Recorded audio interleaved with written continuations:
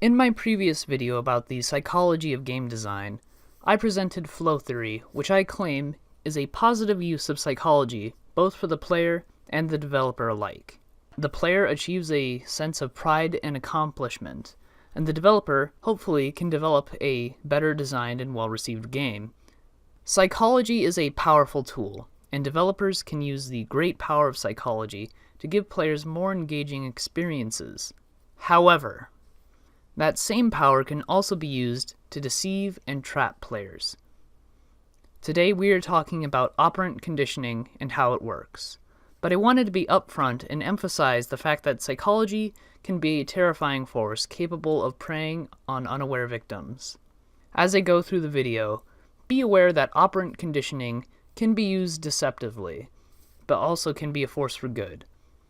I am hoping that this video will help people know why certain practices in the game industry are so bad and so manipulative, and perhaps, maybe, they could be used for more productive ends. Anyway, with this small note out of the way, let's talk about operant conditioning. The scientific method. This cycle of hypothesizing, testing, and analyzing has made itself the corner of every field of science, including psychology. Reliance on objective fact is vital for every field of science. In this regard, though, psychology is a lot harder than other fields of science.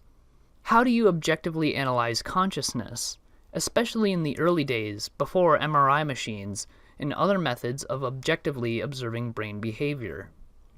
Many early psychologists, especially Sigmund Freud, relied on introspection, dream analysis, and other methods that are hard to use objectively.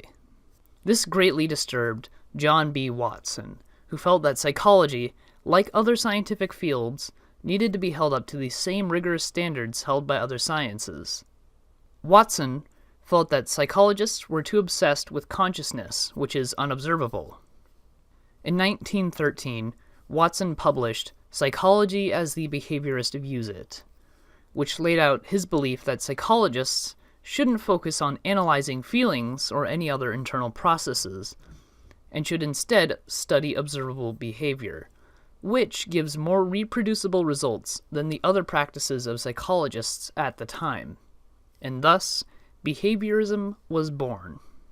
We're going to fast forward to 1938, to the discovery of operant conditioning by behaviorist B.F. Skinner.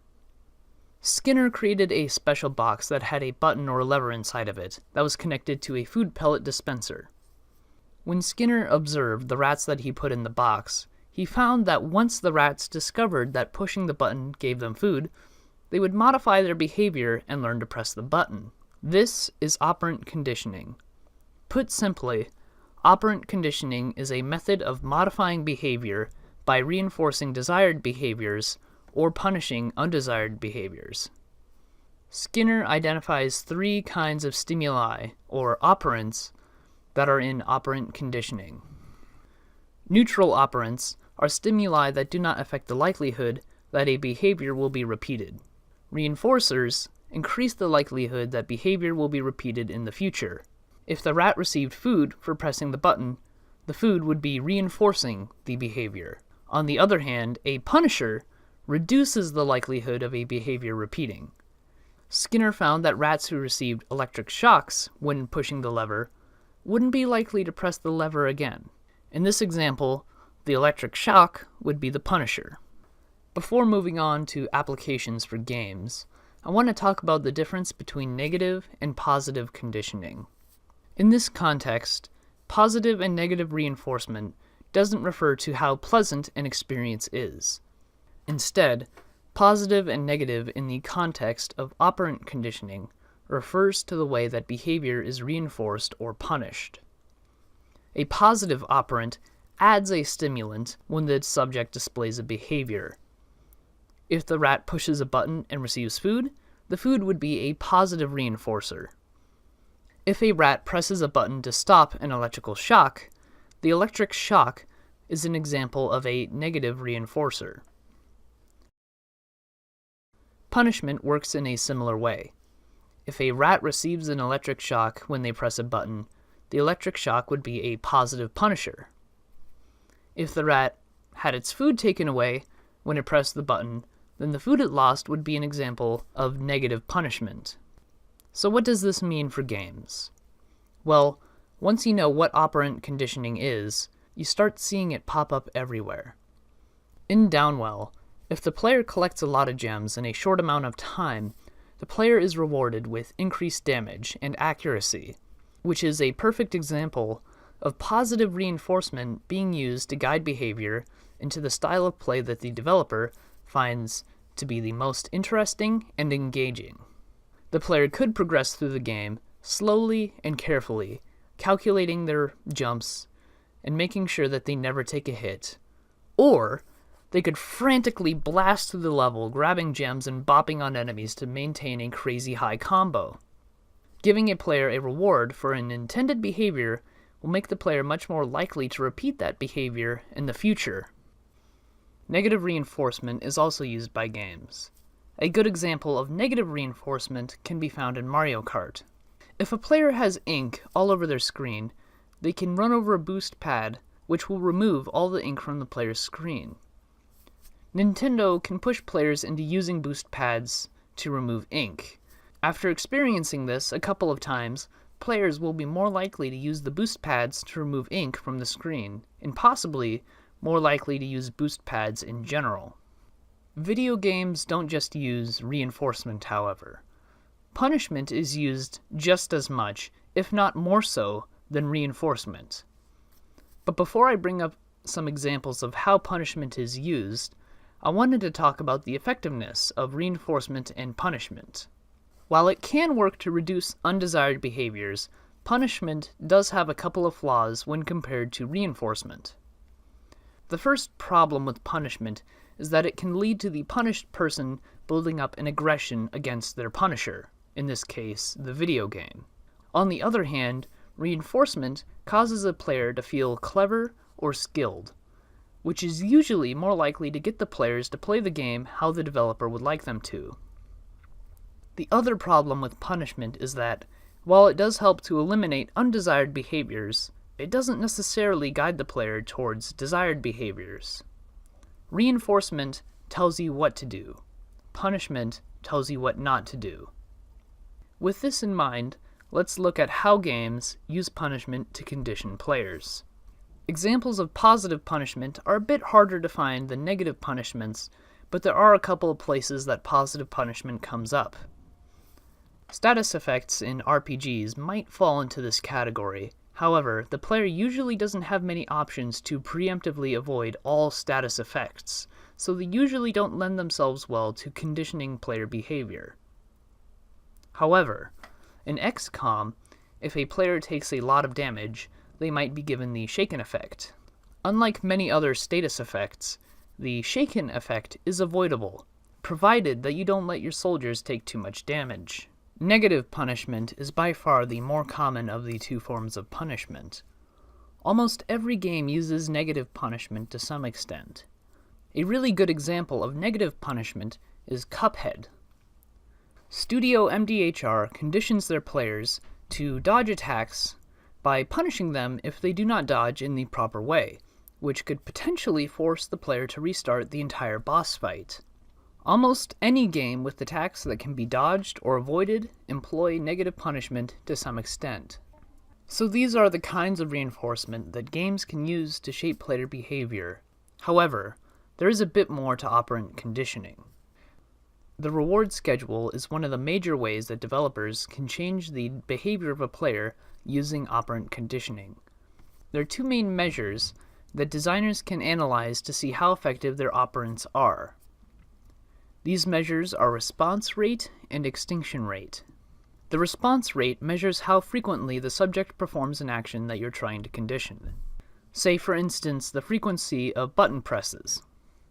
The extinction rate measures how long the behavior persists, even if it is no longer being reinforced. Small changes in how you reward behavior can radically change the response and extinction rates. In Skinner's original tests, the rats were rewarded with food every time they pressed the button. This is called a continuous reward schedule. Continuous reward schedules reinforce a behavior every single time it is displayed. A continuous reward schedule has a very high response rate. However, if the reward is ever removed, the extinction rate is very high. This occurs because, since the player received reinforcement for the behavior, the player comes to expect this reinforcement every single time they perform the behavior. If the reinforcer is ever removed, they will quickly lose interest in whatever behavior you condition them to do. There are 4 other reinforcement schedules: fixed ratio reinforcement, variable ratio reinforcement, fixed interval reinforcement, and variable interval reinforcement. Fixed ratio reinforcement reinforces a player after they perform an action a fixed and predictable number of times. RPG leveling systems are good examples of fixed ratio reinforcements. While the amount of EXP the player needs does change every time the player gains a level, the players typically know how much EXP they need to reach the next level. Fixed ratio reinforcement has an interesting effect on behavior. At first, the response rate will be very slow, but as the player gets closer and closer to reaching their goal, the response rate grows and grows until the player gets reinforced for their behavior. Once the player is reinforced, the response rate drops down again and the cycle repeats. This leads to a sort of burst pattern for the response rate. The leveling system in Overwatch shows this off pretty well. After playing a game of Overwatch, players receive experience points, and possibly the player levels up and they receive a loot box. Have you ever noticed that when you're close to leveling up, you're more likely to play just 1 or 2 more games to finish the level, as opposed to if you were many games away from leveling up? The response rate of fixed ratio reinforcement is one of the reasons why. I also want to say that the period of the slower response rate is not necessarily a bad thing. When a player has just leveled up and has a low response rate to whatever behavior levels them up, it allows other behaviors to rise and take its place. Players might spend time exploring or trying out new tactics, since they aren't as focused on grinding for levels. Up next is variable ratio reinforcement. Variable ratio reinforcement reinforces a behavior after an unpredictable number of responses. Behaviors that are reinforced with variable ratio reinforcement schedules tend to have a very high response rate. They also have very slow extinction rates, because the player doesn't know how long they'll have to wait before they receive reinforcement for their behavior. For all the player knows, the next time they press the button, they could receive the food pellet. One of the most common ways that developers use variable ratio reinforcement is the loot box. It is impossible to ignore the wave of loot boxes that have snuck their way into AAA games, even when the inclusion of loot boxes undermines the whole point of the game in the first place. The reason they have become so popular, at least to the CEOs and higher-ups, is because they bring in a lot of money. Loot boxes employ a lot of psychological tactics to push players into spending their hard-earned money, and one of those is variable ratio reinforcement schedules. Typically, loot boxes have different item rarities that players can unlock from opening a loot crate. Usually, players will get a bunch of common items when opening a crate, but every now and then they will come across a legendary item. These legendary items act as a reinforcement for purchasing the loot box. This is why loot boxes are so manipulative. They use a reinforcement schedule that psychologically pushes players to buy loot boxes very quickly, and keeps them buying loot boxes for a long time. Loot boxes are designed to give out reinforcement every so often, just to keep the player's behavior from going extinct, but not so often that it would be closer to continuous reinforcement. For the record, this is the exact same trick that casino slot machines use to hook their players. That legendary skin that you just really want could be just 1 box away, but probably not. There are, however, other non-malicious ways to use variable ratio reinforcement. Attacks in RPGs that have low damage but high potential for critical hits use variable ratio reinforcement. Players that use the attack and get the critical hit are rewarded with more damage, which reinforces the behavior of using that attack, which can lead to a more intense, high-risk, high-reward playstyle. Next is fixed interval reinforcement.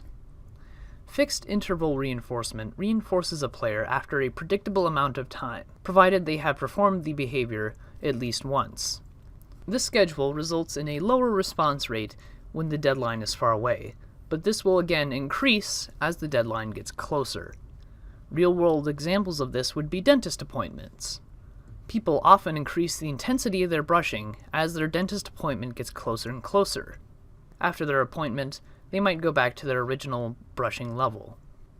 This is the exact pattern of response rate that fixed ratio reinforcement also has.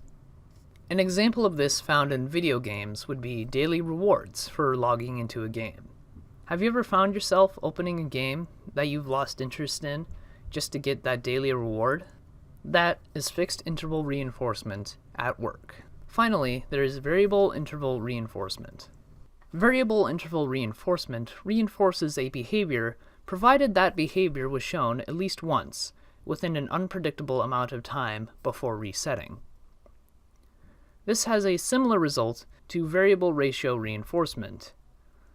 It has a response rate that is higher than fixed interval reinforcement, but is not as high as the other two forms of reinforcement. Variable interval reinforcement also has a low rate of extinction, for the same reason that variable ratio reinforcement also has a low rate of extinction. An example of this would be health pickups in a first-person shooter. Have you ever come across a health pickup location?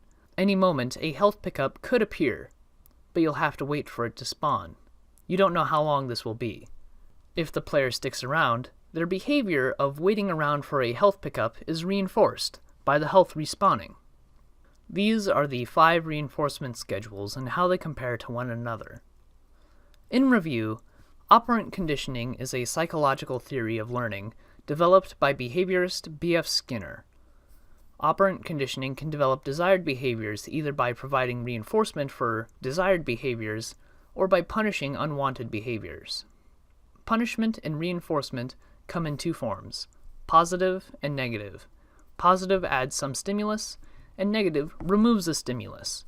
A designer can use different reinforcement schedules to change the way that a player is reinforced for their behavior, altering the frequency of their behavior and the extinction rate of their behavior. And that is operant conditioning. It is probably the most powerful tool in the game designer's tool belt to shape behavior. It is so fundamental that almost every game uses it in some form. Understanding how to use operant conditioning and its many variations can help a designer design systems that more effectively drive players to play in a way that the designer feels is the most fun. There are a lot of side subjects and tangents that I will probably eventually make a video about that relate to operant conditioning, but for now, this should serve as an introduction to operant conditioning and how it relates to game design. Feel free to like, comment, and subscribe for future videos about the psychology of game design. Until next time, this has been Chariot Rider. Have a good day.